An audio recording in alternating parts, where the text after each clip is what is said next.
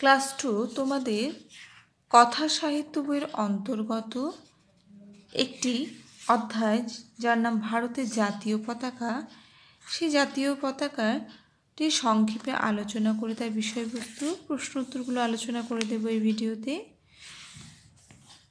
এই অধ্যায় থেকে আমরা জানতে পারবো ভারতের জাতীয় পতাকার বৈশিষ্ট্যগুলো, অর্থাৎ তাতে কটি রং আছে, সেই রঙের কী কী অর্থ, এবং সেই সাথে সেই পতাকা কবে কবে উত্তোলন করতে হয়, কিভাবে তাকে সম্মান জানাতে হয়, এই সমস্ত কিন্তু এই অধ্যায় থেকে আমরা জানতে পারবো।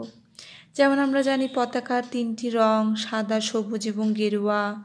সাদা রং হলো শান্তি ও সত্যের প্রতীক, সবুজ হলো বিশ্বাস ও শৌর্যের প্রতীক, এবং গেরুয়া হলো ত্যাগ ও সাহসের প্রতীক। আর সে সাথে আমরা জানি এই যে মাঝে সাদা অংশটি থাকে পতাকার, সেই পতাকার সাদা অংশটির মধ্যে একটি নীল রঙের চক্র থাকে, যাকে বলা হয় অশোকের ধর্মচক্র। এই অশোকের ধর্মচক্রেরও কিন্তু একটি অর্থ আছে। এর অর্থ হলো ন্যায় ও ভ্রাতৃত্বের প্রতীক। যে কোনো দিন তো পতাকা উত্তোলন করা যায় না, তাতে তার সম্মান হানি হতে পারে। তাই একটি নির্দিষ্ট বিশেষ দিনগুলোতে কিন্তু, বিশেষ দিন বলতে ধরো স্বাধীনতা দিবস কিংবা প্রজাতন্ত্র দিবস, নেতাজি সুভাষচন্দ্র কিংবা গান্ধীজির জন্মদিবস, এগুলো উপলক্ষে উত্তোলন করা হয়ে থাকে, এবং সেই সাথে দেশের জন্য যারা শহীদ হয়েছেন সেই সব বীরদের প্রতিও কিন্তু শ্রদ্ধা নিবেদন করা হয়ে থাকে। এবার আমরা চলো দেখে নিই কী কী প্রশ্ন উত্তর আমাদের পড়তে হবে এখান থেকে। 1 নম্বর আছে কি, নিচের প্রশ্নগুলোর উত্তর লেখো। কয়ের প্রশ্ন, আমরা কোন দেশের নাগরিক? উত্তর হবে আমরা ভারতবর্ষের নাগরিক, অর্থাৎ আমরা ভারত নামক যে দেশ, সেই দেশেরই নাগরিক। খ, ভারতের জাতীয় পতাকায় কয়টি রং? উত্তর, ভারতের জাতীয় পতাকার 3টি রং।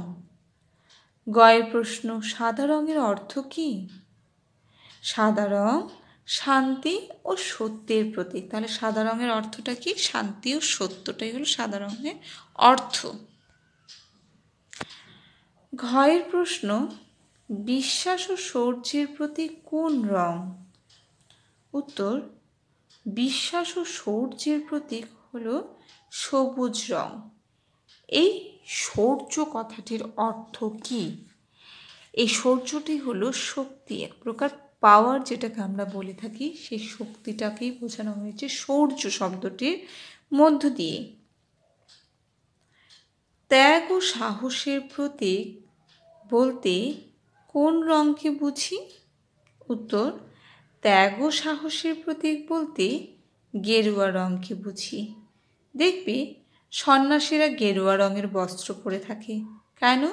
তারা সংসারে, অর্থাৎ নিজেদের পরিবার, আত্মীয় স্বজন, এই সমস্ত নিজেদের কাছের মানুষগুলোকে তারা ত্যাগ করে কিন্তু তারা এই সংসার থেকে চলে গিয়ে কোথায় থাকে?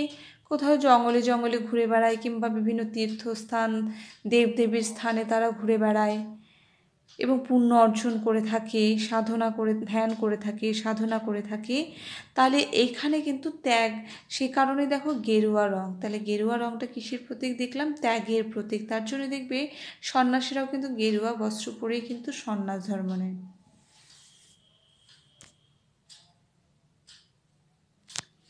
ছয়ের প্রশ্ন, মাঝে অশোক চক্রের প্রকৃত অর্থ কি? মাঝে অশোক চক্রের প্রকৃত অর্থ হলো ন্যায় ও ভ্রাতৃত্ব। ভ্রাতৃত্ব অর্থাৎ ভাই বোধ, সবাই আমরা ভাই ভাই, কোনো বিভেদ নেই আমাদের মধ্যে, ন্যায় ও ভ্রাতৃত্ব। 6, যে কোনো দিন জাতীয় পতাকা উত্তোলন করা হয় না কেন? যে কোনো দিন জাতীয় পতাকা উত্তোলন করা হয় না, কারণ যে কোনো দিন জাতীয় পতাকা উত্তোলন করলে তার সম্মান ক্ষুণ্ণ হতে পারে, অর্থাৎ তার সম্মান হানি হতে পারে, কিংবা বলতে পারি সম্মান নষ্ট হতে পারে। তাই যে কোনো দিন কিন্তু জাতীয় পতাকা তোলা হয় না, উত্তোলন করা হয় না, বিশেষ বিশেষ দিনেই কিন্তু সেটি উত্তোলন করা হয়।